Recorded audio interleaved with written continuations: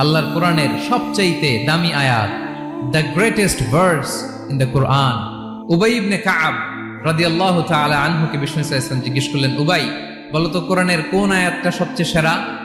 উবাই জানেন, তারপরে বললেন আল্লাহু ওয়া রাসূলুহু আ'লাম, আল্লাহ রাসূল ভালো জানেন। দেখেন কত বিনয়ী ছিলেন সাহাবারা, জেনেও উত্তর দিতে চাইতেন না, ভাবতেন না জানি বিষ্ণুনবী নতুন কিছু আমাদেরকে জানায়।